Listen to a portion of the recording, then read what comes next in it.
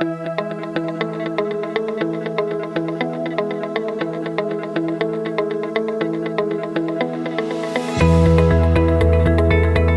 po si Kim Carl Orozco Ayo, isang kabataang mag-asakang siyentista dito sa bayan ng Katimonan sa probinsya po ng Quezon. Na-involve ako sa agriculture nung bago mag-pandemic.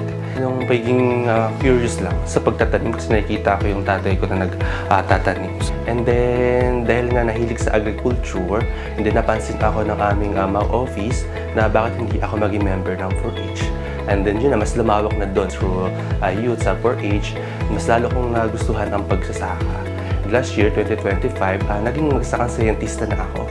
At the age of 24, marami na akong na-experience sa agriculture na nagagamit ko at na-share ko pa sa aking mga kapwa-kabataang magsasaka.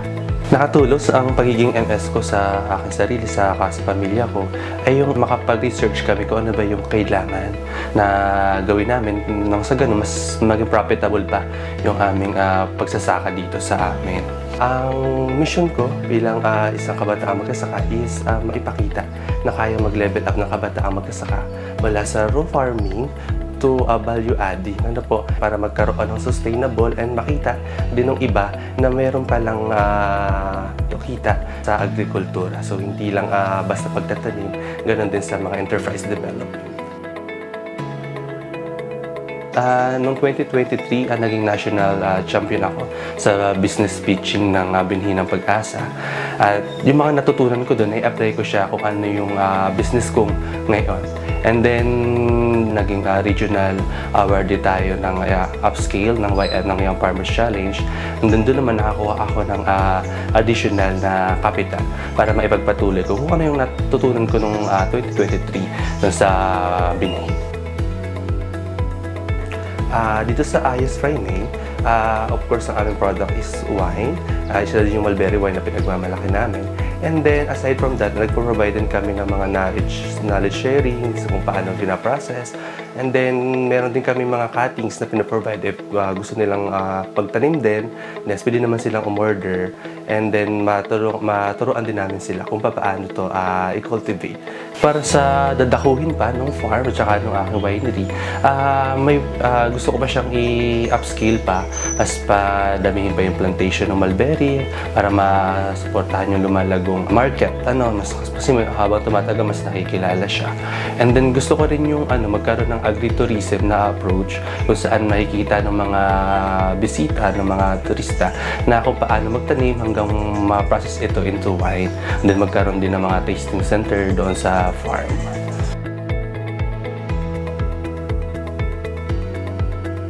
Ang mga intervention na nakuha ko sa EPI na napakahalaga dyan ay yung training. Tinuturo akong paano magtanim, kung paano mag-apply ng tamang abono doon sa halaman. Tsaka yung pagbibigay nila ng mga technical guidance doon sa pagtatanim. Sama din doon yung planning at saka yung enterprise development kasi pag-negosyo talaga ang agrikultura. And na-share ko rin siya sa aking mga tauhan dito sa farm. Para po sa akin, ang susi sa tagumpay is maging hands-on lang tayo kung ano yung ginagawa natin.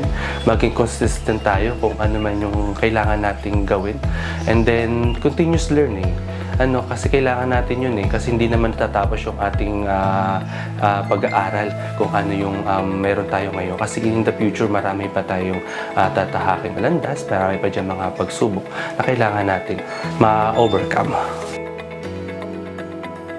Ang mensahe ko sa mga kabataan is huwag kayong matakot magsimula. Huwag kayong matakot magsimula sa maliit.